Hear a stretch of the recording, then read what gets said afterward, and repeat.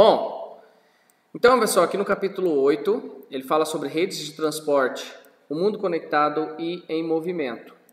Então esse capítulo ele vai falar dos modais de transporte, ele vai falar do que é intermodalidade, do que é multimodalidade. Ele vai apresentar para a gente a importância desses meios de transporte para a evolução do processo de capitalismo, do processo de globalização. Aqui ele vai fazer um breve comparativo dos meios, desde quando eram as trações animais, né, o elefante, no caso ali do sul e sudeste asiático, do cavalo, predominando ali na Europa, na Ásia Central, Oriente Médio. O cavalo sempre foi um meio de transporte, continua sendo um meio de transporte importante para a área rural, mas aí passou por uma evolução, foi para as caravelas, foi para os barcos a vapor, né,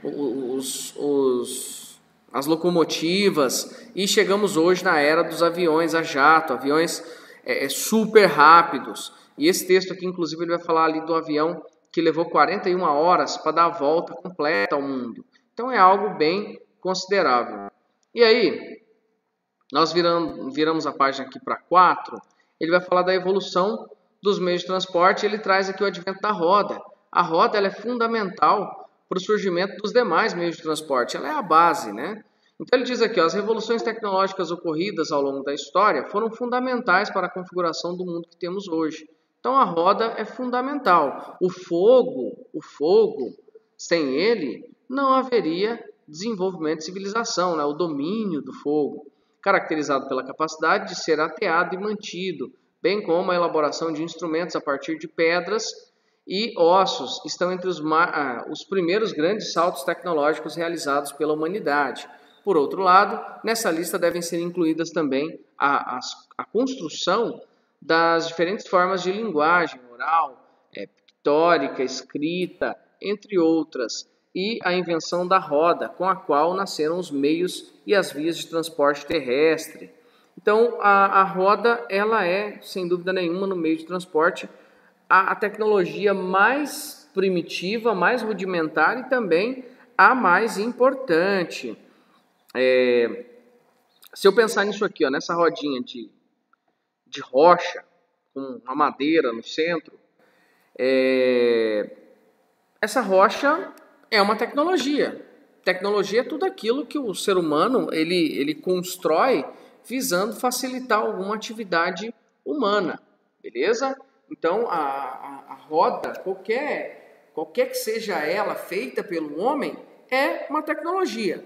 Mas as rodas que a gente utiliza hoje, perceba a evolução delas, ó, na Idade Média já tinha ali uma roda com madeira, uma roda bem mais leve, né, do que a de pedra, a roda toda de madeira, com aço em volta, ó, chapas de aço em volta, justamente para proteger a madeira, né, de se arrebentar toda no chão.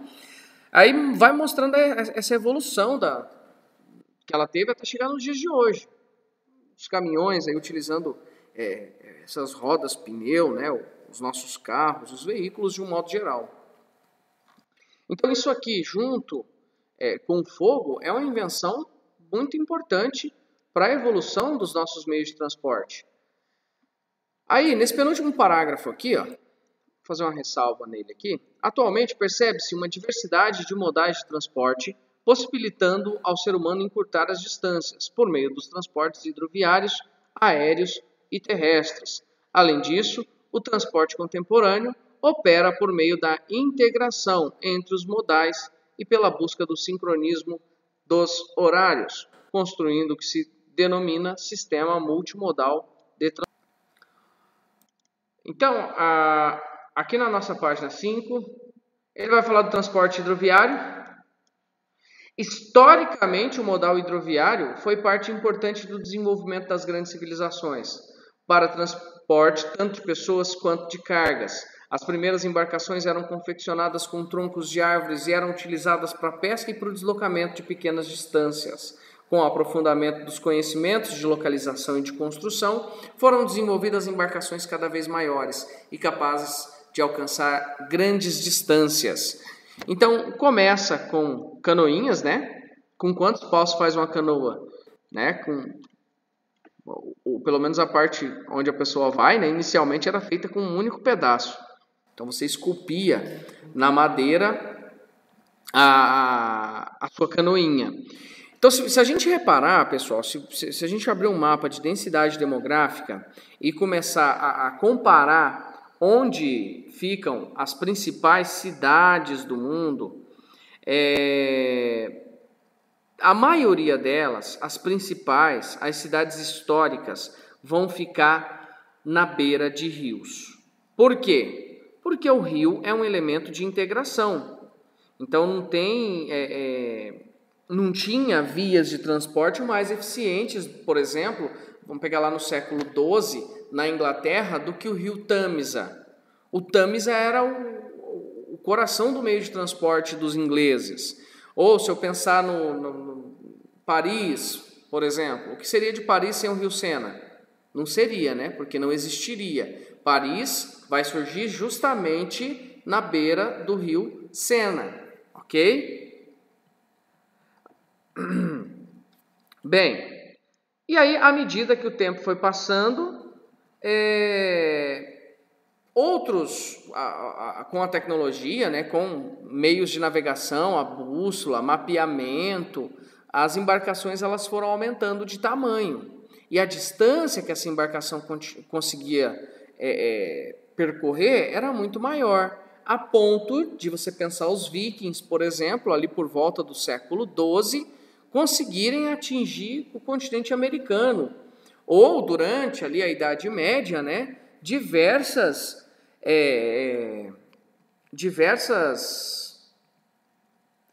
civilizações, diversos povos europeus conquistaram o continente europeu, continente americano, continente africano, através das embarcações. Eu estou viajando aqui na maionese, né? Então, esses navios maiores, eles possibilitaram, por exemplo, o tráfico de escravos, possibilitaram a vinda de produtos manufaturados para o Brasil, levar açúcar para a Europa. Então, foi com o surgimento e desenvolvimento justamente do transporte hidroviário. Sem este, não haveria descobrimento do velho mundo, do novo mundo, né, e do novíssimo mundo por parte dos europeus. Avançando, olha o que nós temos hoje. Olha o tamanho disso, pessoal. Vamos dar um zoom aqui para a gente perceber essa dimensão. Navio de carga da linha de transporte chinesa no porto de Oakland, Califórnia, Estados Unidos. Olha o tamanho disso. Olha o tanto de container que tem. Fora aqui para baixo ainda mais carga.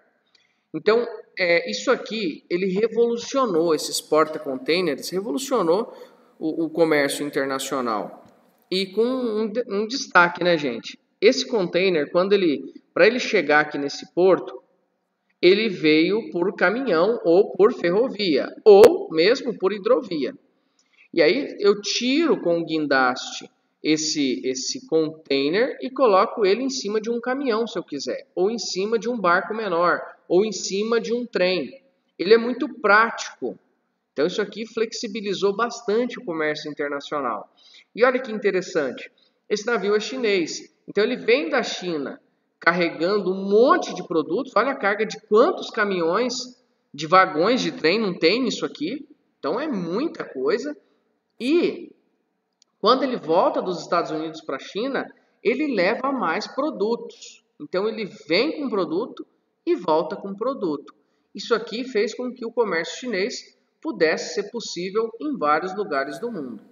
Pensando nisso aqui, nesse padrão de embarcação que não para de crescer, elas têm aumentado ainda mais de tamanho, o canal do Panamá, que é um canal muito importante para o comércio internacional, tem ficado obsoleto para alguns navios. Pensando nisso, a própria China, ela tem investido na Costa Rica em um canal também, só que para passar porta-containers ainda maiores. Os Estados Unidos investiu no canal do Panamá lá no século passado e hoje a China investe na Costa Rica, justamente para flexibilizar o transporte. Por quê? Bem simples, ó. Vamos pegar aqui canal do Panamá. Deixa eu pegar aqui uma imagem para mostrar para você. Aqui está uma foto do canal. com os vários sistemas de eclusas, olha lá. O navio ele entra, a eclusa é fechada e ele avança de nível. E assim ele vai fazendo sucessivamente. Olha aqui esse mapa. Esse mapa que ele mostra pra gente o Atlântico de um lado e o Pacífico do outro.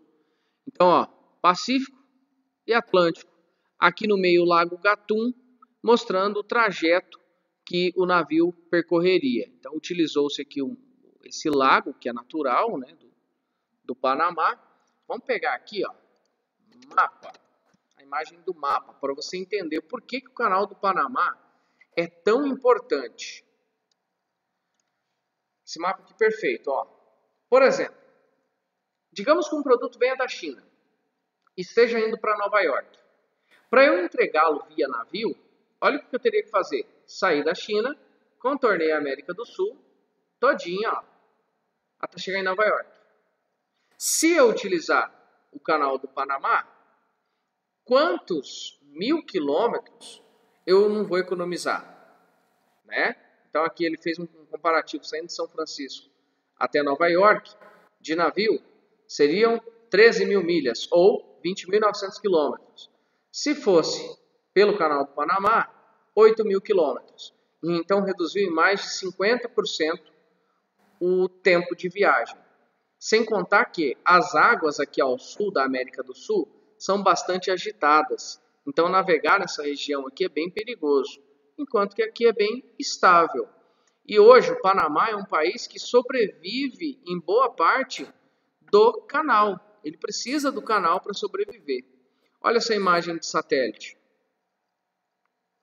O Lago Gatun, Oceano Pacífico aqui de um lado, o Mar das Antilhas do Atlântico do outro lado. Então, um canal artificial brutal que foi feito para poder avançar com as cargas. Se eu colocar aqui também, ó, canal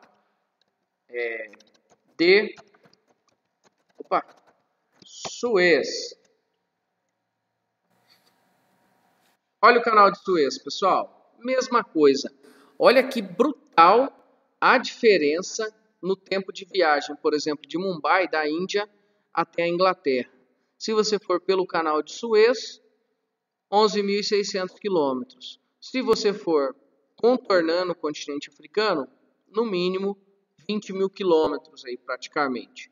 Então quase a metade de novo. Então percebam que os canais artificiais, eles são importantíssimos para aumentar a velocidade nos meios de transporte. E aqui, ó,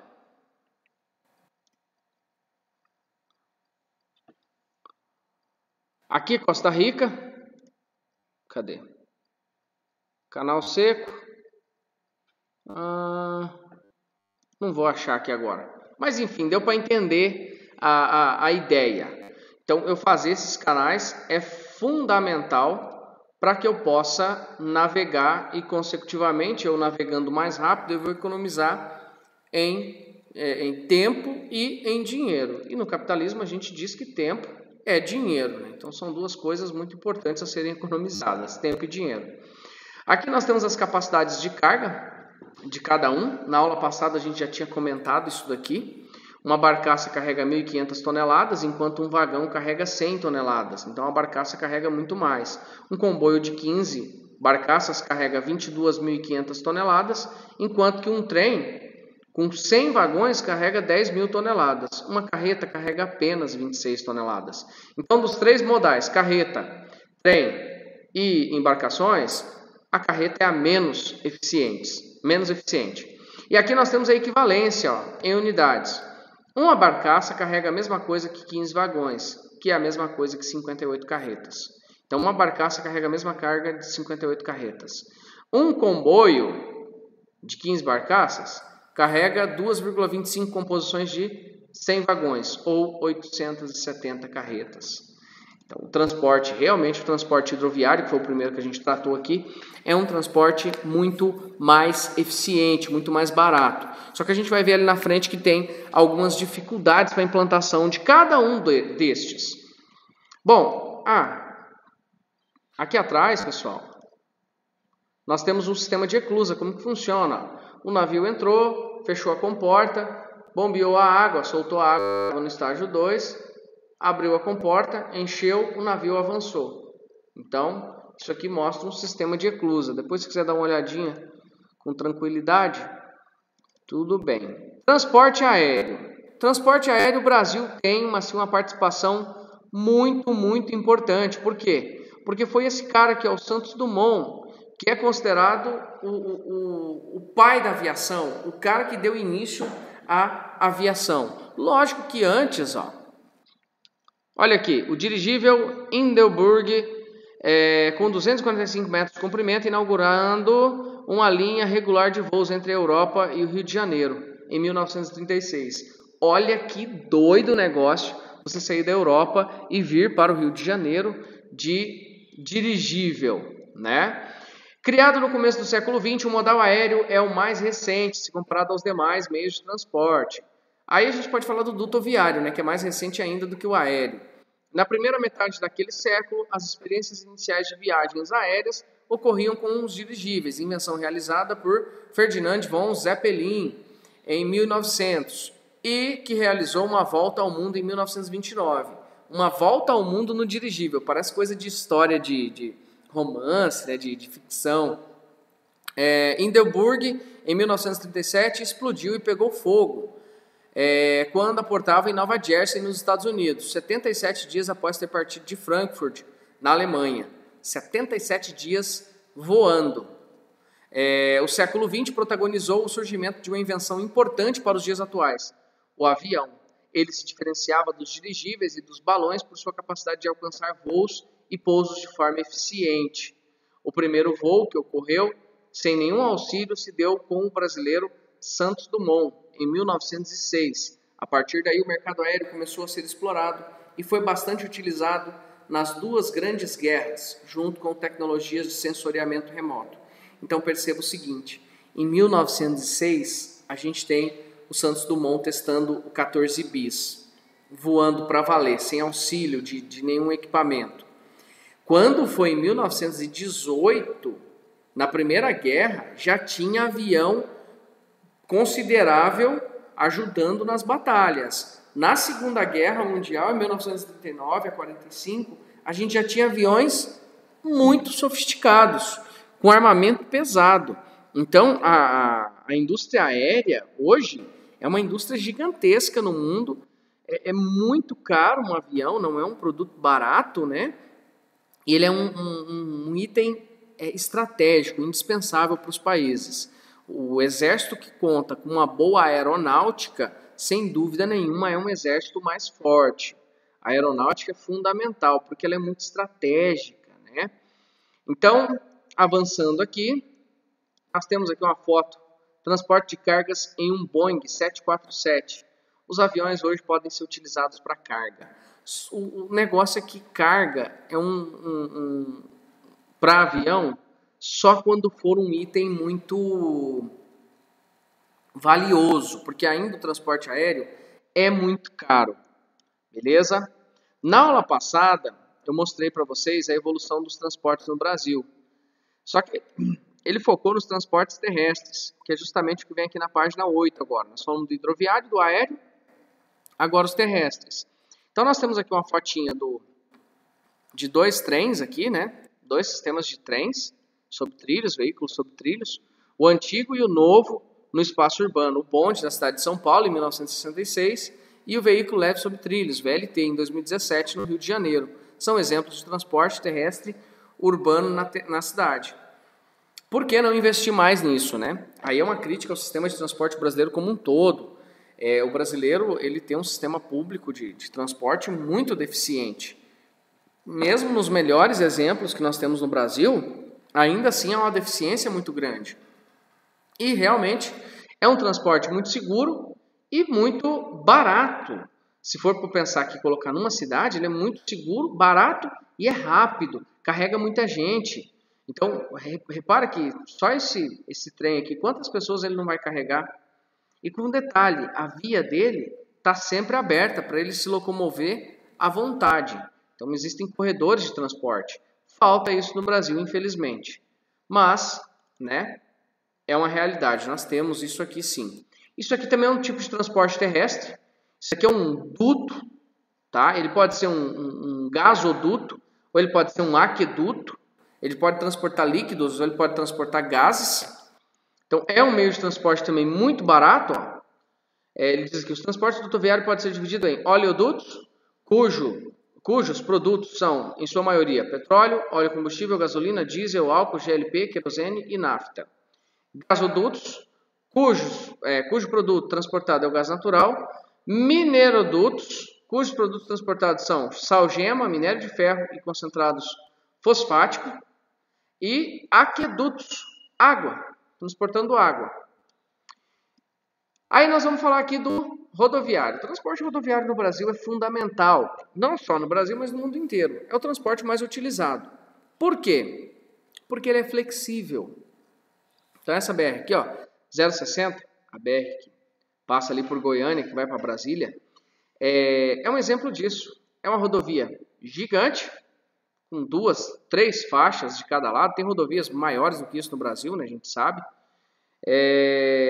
E realmente o transporte rodoviário predomina. Por quê? Porque é barato? Não. Porque ele é flexível. Eu vou onde eu quiser com esse modal de transporte. Eu posso entrar para estradas de chão, eu posso entrar nessas estradas que são asfaltadas, eu posso ir na cidade, eu posso ir na área rural, coisa que o transporte ferroviário, o transporte aéreo, o transporte dutoviário está preso a uma via muito bem definida, enquanto a rodovia não, eu posso extrapolar a área de rodovia. E realmente o transporte rodoviário ele predomina, a ponto de haver muita crítica do porquê que o ferroviário não vai tão bem no Brasil. Se a gente observar desde Juscelino Kubitschek, o Kubitschek ele vai abrir o Brasil para as indústrias montadoras de veículos, rodoviárias, né? E de lá para cá nenhum outro governo investiu maciçamente, investiu significativamente nesse meio de transporte ferroviário. Por quê? Basicamente porque ele é caro. Ferrovia custa caro, implantar custa caro.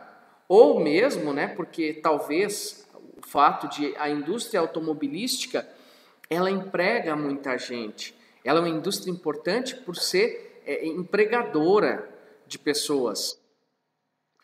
Aí, que é justamente o que esse textinho vai falar aqui, ó, vai fazer uma crítica também. É um meio de transporte muito eficiente, seguro, barato, se comparado ao rodoviário, mas, né, que a gente sabe que não funciona muito bem. A malha viária e projetos de integração dentro da América do Sul, isso aqui é muito importante, né? Integrar a América do Sul, visto que essa parte do planeta para nós é especialmente importante porque grandes parceiros comerciais do Brasil são os nossos vizinhos. E dá uma olhada nessa ideia aqui, ó. América do Sul, eixo de integração e desenvolvimento.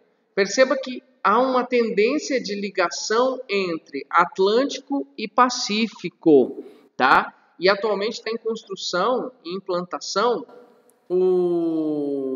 a rota bioceânica, que vai ligar o Mato Grosso do Sul com o Chile.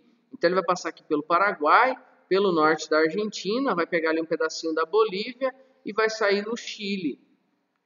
Então essa rota bioceânica ela pode transformar bastante os modais de transporte do Brasil. Uma vez que nós vamos passar a escoar a produção, ao invés de contornar toda a América do Sul, a gente passa pelo interior do Paraguai, da Argentina, e sai lá no Chile, na costa do Pacífico. Então é importante integrar o meio de transporte, principalmente é importante acessar o Oceano Pacífico de forma mais eficiente, porque hoje o grande crescimento econômico do mundo está concentrado no Pacífico, ali no China, tigres asiáticos, Japão, a própria Rússia, a Califórnia, né? A maioria das regiões desenvolvidas de grande crescimento econômico atualmente encontram-se nesta área do planeta, na beira do Pacífico. Sistemas modal e intermodal de transporte.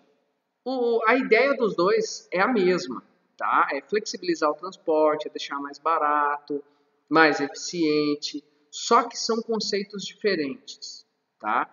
Olha aqui, o sistema multimodal pressupõe a contratação de um operador de transporte multimodal.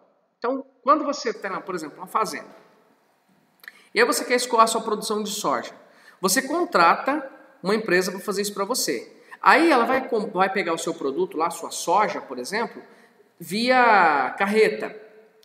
Aí ele joga a carreta num porto seco, tira aquela carga, joga dentro de vagões de trem. Aí a sua carga vai de trem. Aí ela chega até um outro porto na beira de um rio, vai para a barcaça, até chegar no litoral para pular por porta-container. Então, quem vai cuidar de toda essa parte burocrática é o operador multimodal, ou seja, é uma empresa de logística multimodal. Ela toma conta de tudo. Já no sistema intermodal, olha só, a responsabilidade pelo transporte da carga é de seu proprietário. É ele que faz todos os contratos de utilização de cada modo de transporte, lidando com a burocracia e a logística de todo o processo. Nele, há maior variedade de modais utilizados e, em caso de mudança no tipo de transporte, é feito um novo contrato. Qual que é a diferença dos dois? O multimodal tem um cara que você contratou que vai fazer para você. Então, ele cuida de toda a parte burocrática. Enquanto que no outro, no intermodal, você se vire para resolver como que você vai transportar. Beleza? Aqui nós temos de novo uma foto de um porto. Olha só o tanto de porta-container chegando ali, ó. A embarcação fazendo a manobra ali dos porta-containers. Isso aqui é um porto bem considerável, né? Que não fala de onde que ele é. Mercadorias são transferidas, modal marítimo. Ele não está falando aqui de onde é esse porto. Se a gente pensar, por exemplo, na Europa, gente, para vocês verem o tanto que isso é importante, na Europa, o porto de Roterdão, um dos principais do mundo, é o ponto de entrada para o continente europeu e de saída também. Ele fica na margem do rio Reno, né, que justamente é o lugar onde mais tem indústria no continente europeu, o Vale do Reno, o Vale do Ruhr. Pois bem, vamos ler aqui agora as características de cada um. Aéreo. Usado para médias e longas distâncias, o transporte aéreo é utilizado preferencialmente para transportar mercadorias urgentes e de alto valor, por meio de aviões ou helicópteros. Voos. As linhas aéreas cobrem grande parte do mundo, mas de maneira irregular, encontrando-se em maior densidade nos países desenvolvidos. Na guerra, foi a partir da Segunda Guerra Mundial que o avião passou a ser um dos principais meios de transporte do contexto mundial. Durante as guerras, o avião era para a guerra. Após a Segunda Guerra Mundial, com a dissipação e evolução das transnacionais, os transportes aéreos aumentam substancialmente. Por isso que a gente costuma avaliar o pós-guerra como um novo período da globalização e do capitalismo. Por que sim ao avião? É seguro, é confortável, é rápido no transporte passageiro, alcance a locais de difícil acesso, vai longe, né? Adequado ao transporte de produtos perecíveis, como frutas e flores. Rosas colombianas, que a gente compra no mundo inteiro, é um produto que vai via aéreo. Não tem como você levar isso por caminhão. Até você chegar, acabou a flor já. Por que não? Os gastos são elevados na manutenção de aeroportos e de aviões. A capacidade de carga é reduzida. Por maior que seja o avião, ele não consegue transportar o mesmo volume que um caminhão, que um trem, que muito menos que uma barcaça ou um porta-container. Elevada poluição atmosférica e sonora. É barulhento o avião, então polui com barulho e polui a atmosfera, porque é um meio de transporte que consome bastante combustível. Agora o rodoviário. Então você viu que tem vantagem e tem desvantagem. Ligado à popularização do automóvel no decorrer do século XX, principalmente por parte dos americanos, né? O Henry Ford lá com um carro mais barato, acessível, transporte individual. O transporte rodoviário se utiliza de estradas, avenidas e ruas, além de transportar mercadorias e pessoas por meio de veículos automotores, como caminhões e ônibus. Então, rodoviário é desde o veículo, o carro lá do seu pai, da sua mãe, até o ônibus, o caminhão, tudo isso. Os grandes. Atualmente, Estados Unidos, Índia, China e Brasil são os países que possuem as maiores malhas rodoviárias do mundo. Só para vocês terem uma ideia, o Brasil tem mais de 220 mil quilômetros de rodovias. 220 mil quilômetros. Então é algo muito considerável. Dá para dar a volta algumas vezes aí ao redor do mundo, né? Maior estrada do mundo. A maior estrada nacional do mundo é a Rodovia 1, na Austrália, com 14.523 quilômetros de extensão. No Brasil, a maior rodovia é a BR-116, que possui cerca de 4.500 quilômetros. Até fizeram um documentário muito legal que eu indico para vocês assistirem depois. Onde que fica da BR-116. Ela margeia todo o litoral brasileiro. E aqui, pessoal, apresenta para nós a vantagem do porquê sim usar caminhão e o porquê não. Flexibilidade no deslocamento em áreas urbanas, foi aquilo que eu falei para vocês, não só em urbana, mas em rural também, né? Ideal para médias e curtas distâncias. O rodoviário, ele para curta distância é o melhor que tem, porque você para onde você quiser, né? Você para próximo da onde você quer. Por que não? Pequena capacidade de carga, embora nas últimas décadas aí os caminhões eles não parem de aumentar a sua capacidade de carga, né? Mas ainda assim nunca vai chegar perto do que um barco carrega. Custos elevados de manutenção das vias de circulação, congestionamentos, alto risco de acidentes. A propósito, né, se a gente for pegar aí a quantidade de brasileiros que morrem todos os anos por conta de acidente de trânsito, gente, mata muito mais do que muita doença. Então é um problema. Então, se a gente tivesse um transporte mais intermodal, né, oscilando mais entre essas características, seria mais interessante. O ferroviário, bastante utilizado em países industrializados, como os Estados Unidos, e em países populosos, como a Índia. O sistema ferroviário se utiliza de trens e metrôs sobre trilhos previamente dispostos, sendo o transporte terrestre de maior capacidade de carga. Então, no terrestre, ele é o que mais transporta carga, tem maior capacidade. Ele perde, claro, para o transporte hidroviário, porque um porta-container carrega muitas vezes a carga de um trem. Nos trilhos, o primeiro transporte traçado sobre carris de ferro, os trilhos, entrou em operação na Inglaterra em 1803. Então, a gente está falando da primeira revolução industrial, com vagões levados por cavalos, fazendo o trajeto entre as localidades de Wandsworth, como é que lê isso aqui, não sei, e Croydon. Crise. Em 1940, o setor enfrentou uma estagnação por causa do desenvolvimento do automóvel. Então, não foi só no Brasil, pessoal. No mundo inteiro, o automóvel ele vai tirar um pouco da centralidade do transporte ferroviário e pulverizar para o rodoviário também. Mas voltou a crescer na década de 1970 devido à crise do petróleo, quando as ferrovias se desenvolveram com trens mais modernos e rápidos. Então, após 1970, os trens se tornaram mais rápidos, então vamos voltar a utilizá-los.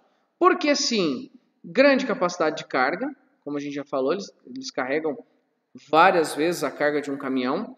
Diversas opções energéticas, pode ser a diesel, pode ser a gasolina, pode ser a carvão mineral, pode ser a madeira. Se quiser queimar para produzir energia, você pode utilizar.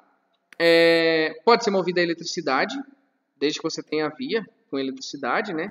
Baixo consumo de manutenção. Isso aqui não estraga facilmente.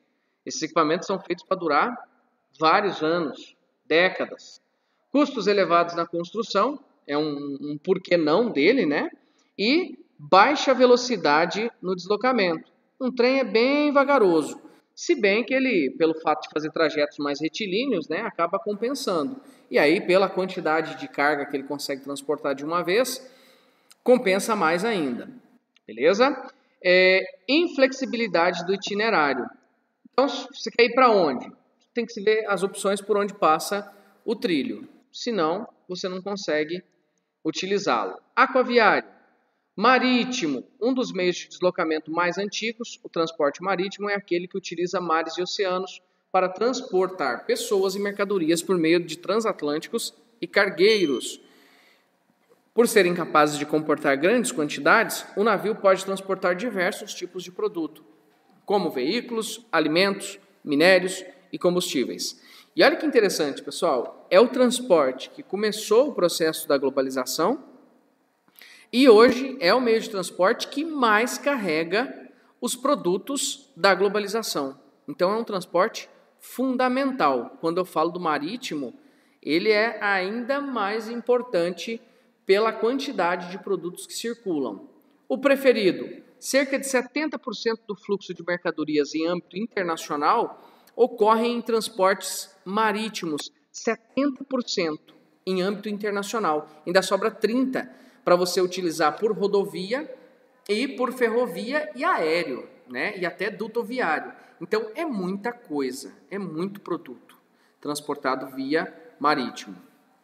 Fluvial. Semelhante ao transporte marítimo por deslocar-se na água, o transporte fluvial desempenha um importante papel no povoamento e na ocupação do interior dos continentes. Por exemplo, você pega o Canadá, a parte mais ocupada, mais habitada, mais urbanizada, industrializada é o Vale do Rio São Lourenço, beirando os grandes lagos, ou seja, onde a navegação foi possível. Então, de novo, os rios, a estrutura fluvial de um país é fundamental na composição da sua ocupação, para a gente entender o porquê desse país estar tão concentrado em algumas regiões, tão desconcentrado em outras regiões. Essa forma de transporte é destaque na Europa, onde grandes e importantes obras foram construídas com o objetivo de assegurar o transporte de mercadorias e pessoas.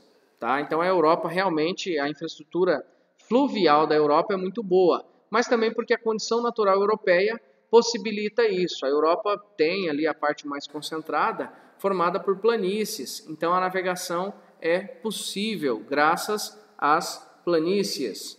Beleza? Avançando aí mais um pouco, ele vai falar aqui, ó. Deixa eu pular aqui direto. Por que sim, marítimo e fluvial?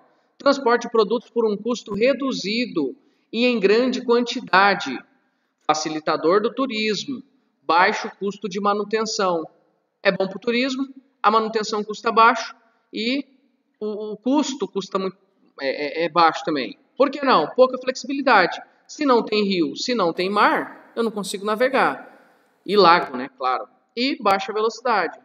É um transporte bem lento, mas compensa pela quantidade de carga que consegue se transportar. Então, galerinha, olha só, galerinha que assiste meu canal. Esse capítulo abordou, com as evoluções tecnológicas, as grandes distâncias podem ser superadas em curtos espaços de tempo, dando a impressão de que o mundo está sendo comprimido.